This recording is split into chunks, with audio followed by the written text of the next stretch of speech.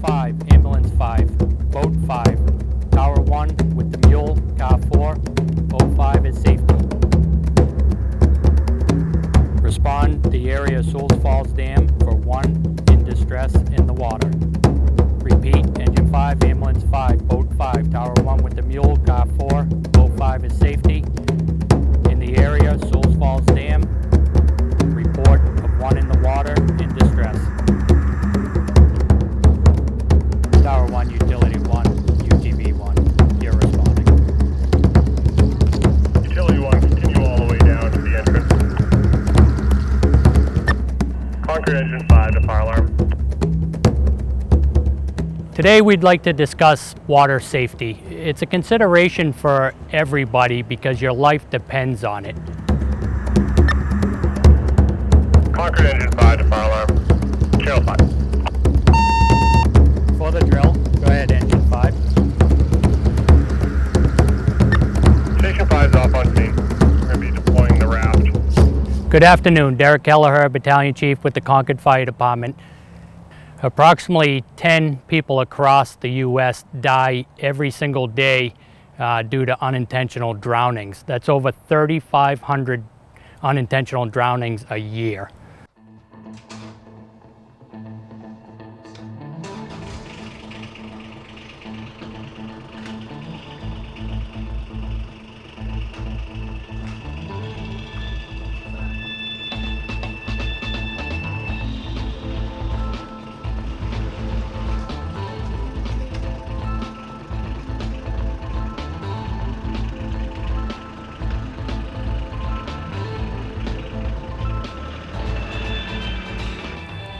So we'd like to talk about a few hazards of the river.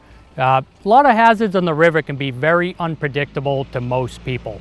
For example, moving water. The water is always stronger and faster than you think.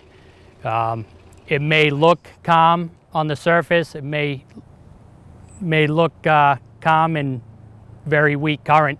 However, underneath it could be a strong undercurrent.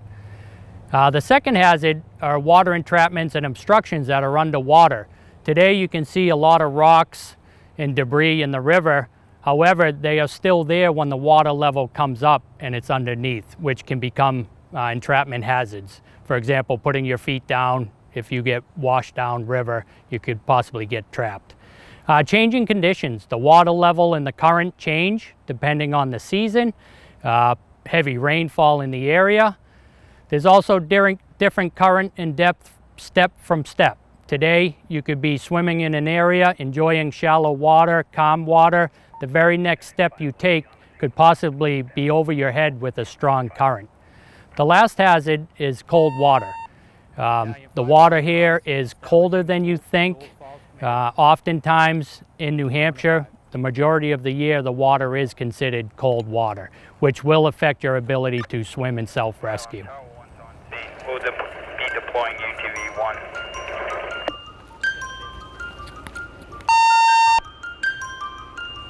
Fire alarm copies, Tower 1, you're on scene. All companies, go to channel 5. All companies, channel 5.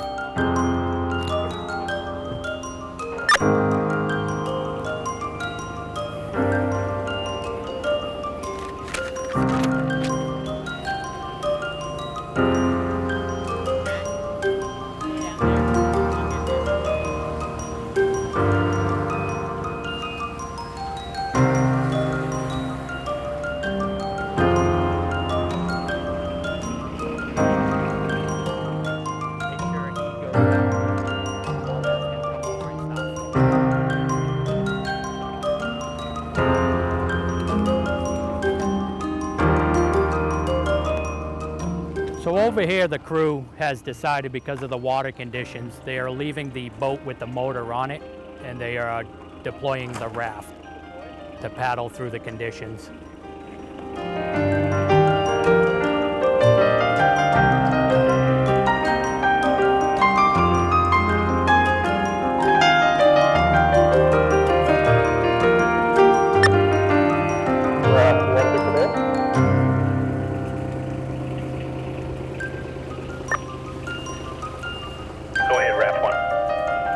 Mike, they're going to roll in and deploy these secondary watercraft.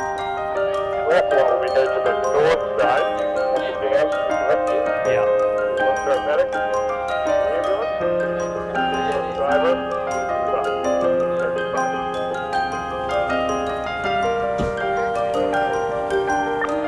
For the drill, we'll just rename you both 5, okay? Draft 1 will become both 5 for the drill.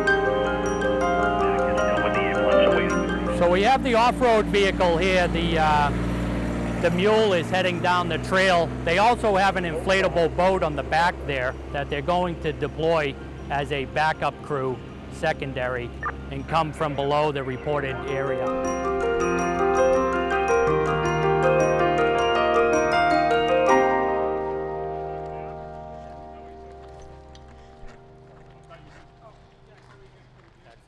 Fear in the open water is a very normal reaction. Maybe you don't know what's beneath you and it causes some fear. Maybe you don't know how cold the water is, or the current is not what you were predicting. So fear in the water is a very normal response. So number one, take control of your breathing and control it, and try to avoid this panic situation. Normal panic feeling, if you know that it will pass, it'll give you a better chance to fight through the situation you're in. Know that it will pass, learn to relax. Company for the drill, hold your position before deploying. Again, hold your position before deploying. So we can manage this fear and we can take steps to overcome and avoid the panic situation, which is a very common factor in drowning. What we have here is our swift water kit and our PPE that crew members would be donning before making entry. For example, colder water, Command 05, Cap Casco. extended operations in the river. 05 answer. It provides extra protection. Cap for the drill, it finds you safety. Yeah, firefighter Keeler with you. We can have a thermal layer in there. Everything's covered. For the most part, they'll have safety shoes on. They'll have a life jacket, helmet, a couple other accessories that he'll be donning to make a rescue. Be safety Alpha, firefighter Keeler, safety Bravo.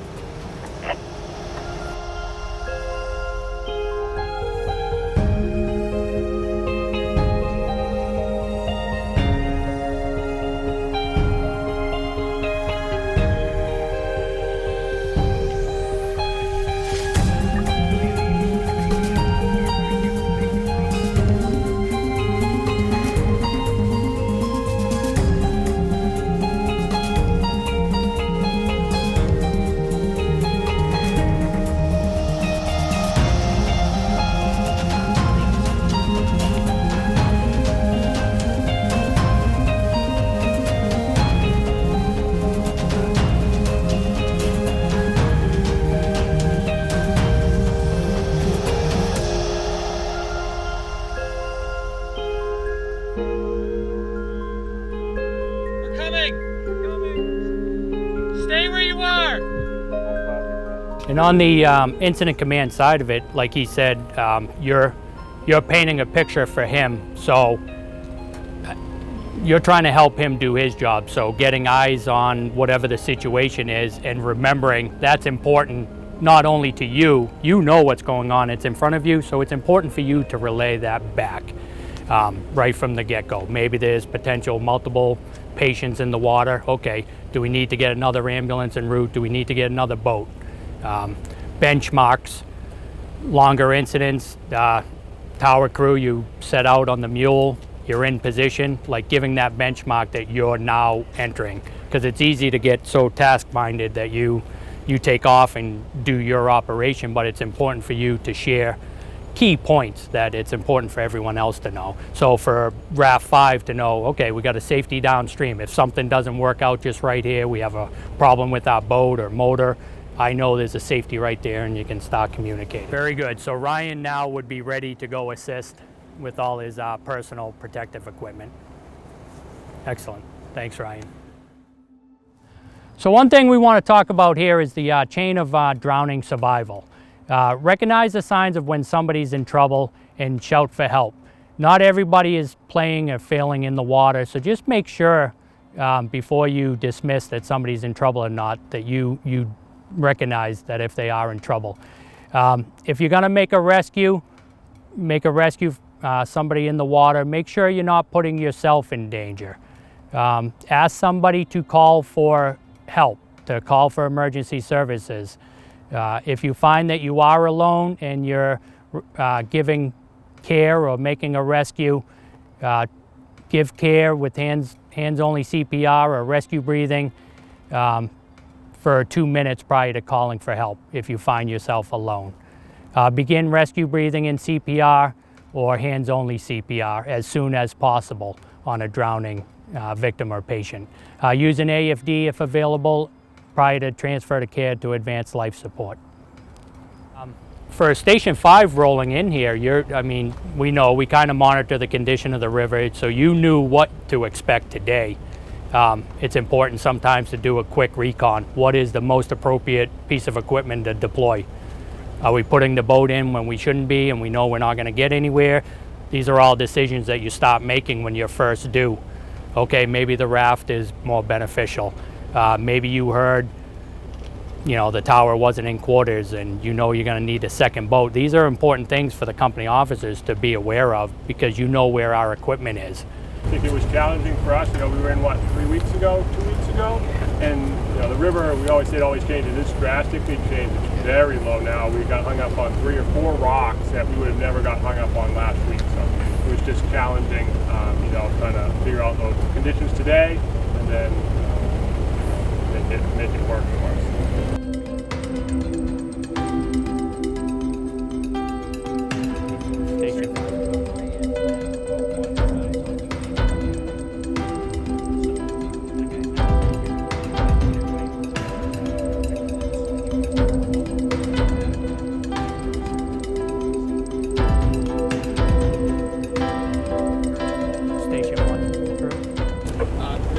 Got the banana boat in position as the safety. Like the captain just said, we kept eyes on them the whole time, kept eyes on the victim, and positioned ourselves just in case we needed to get up a little closer up into the rapids, and if the victim actually came down. And once they made the grab, we still kept eyes on them and just backpedaled out of the way.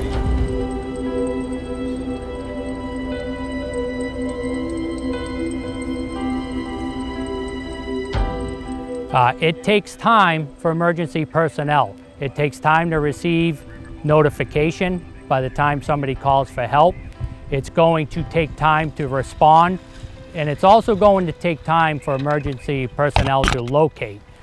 That's why it's important to know exactly where you are when you do call for help. Otherwise, it may take additional time. We may be tracking coordinates through 911, through cell phone tracking.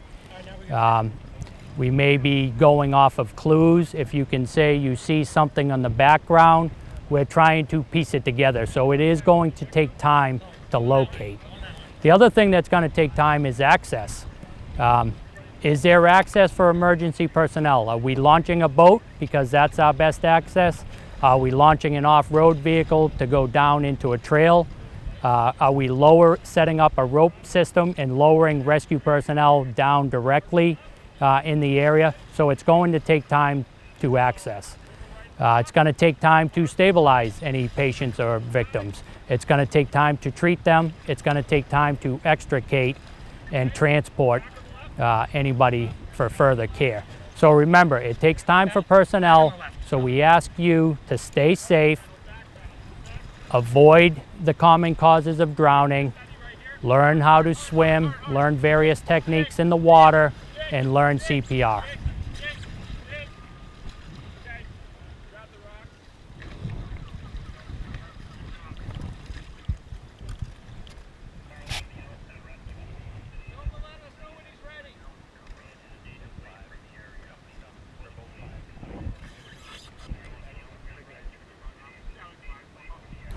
So some important water safety tips for everybody to consider. The use of PFDs and life jackets. Don't be a drowning statistic. Use your PFD, have them available.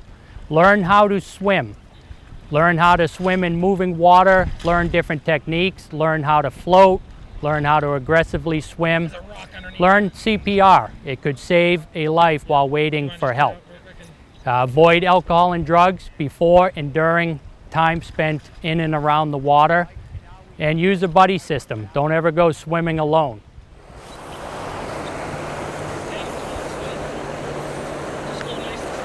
Allenstown Rescue 2 responding. Rescue 2, you can proceed to the scene and secure.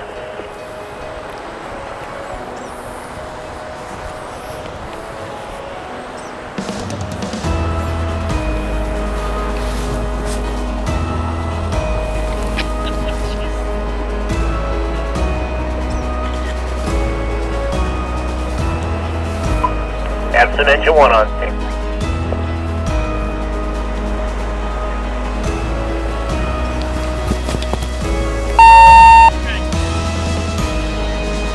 Banana Boat 1, why don't you start moving up in?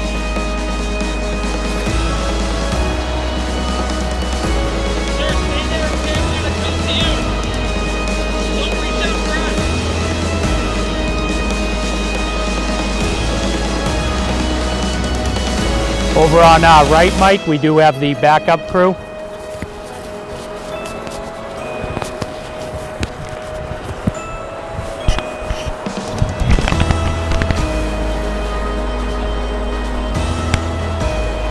File answering Pittsfield, Catamount Road Command.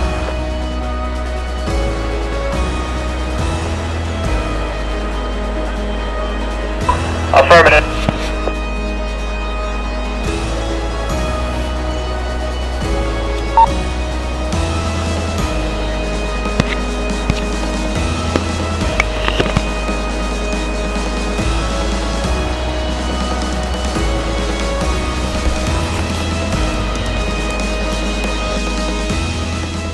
We're certainly thinking about it up there at the command post, the whole patient care piece of it. You know, what's it going to look like once you reach your destination? How are we going to package? How are we going to transport? How are we going to treat? So if there's something, you know, from your end of it, you know that you're going to make a rescue here and end up here, then share that with us and we'll get EMS staged in the most appropriate place. You're thinking about it, we're thinking about it.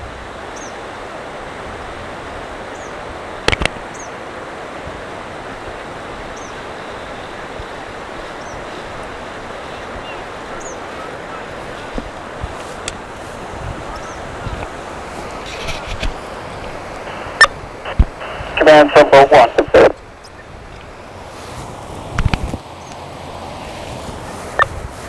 Go ahead, Boat 1. Boat 5 has secured the patient. They have them with them, bring them downstream.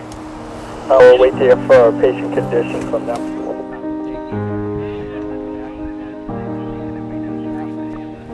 Command has it. Boat 5 has the victim making their way downstream to ALS.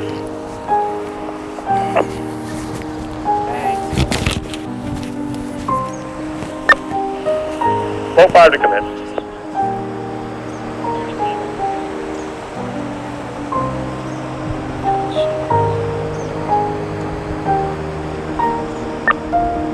Boat 5 to command, 05.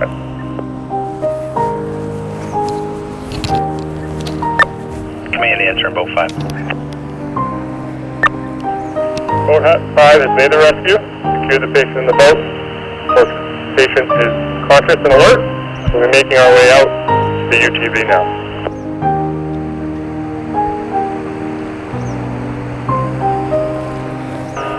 Command has it. You've made contact and rescued the victim, making your way downstream to where the UTV put in. Can you just confirm with that subject to make sure they were the only one in distress?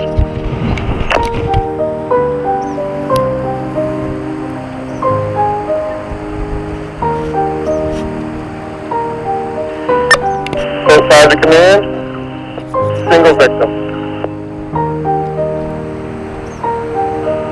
Command has a single victim. Thank you.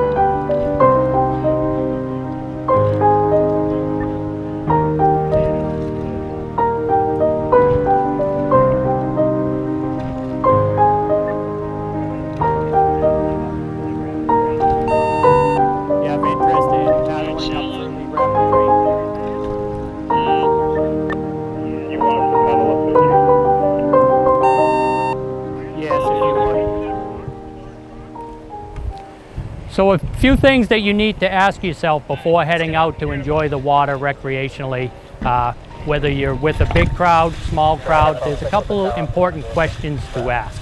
Does everyone in your group have a personal flotation device? Does everyone have a life jacket? Do you know where you are and the name of your location? For example, do you know the common name of this beach area? Do you know if there is access for public safety if help is requested? Can they get to you in a timely fashion? Do you know the specific hazards in an area? For example, do you know the obstructions here? Do you know if there is a strong current behind us? Do you know the varying depth level of the area you're swimming in? It may seem shallow, and the very next step you take is over your head.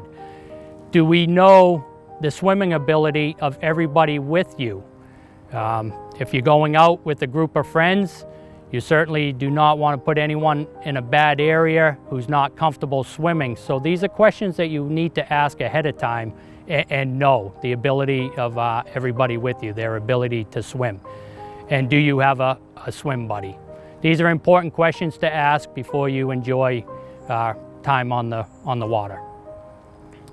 So we are fortunate here in New Hampshire to have so many beautiful bodies of water that we can enjoy recreationally. All we ask is that you stay safe and learn any life-saving skills that you can to keep yourself safe and anyone else around you. Thank you, stay safe.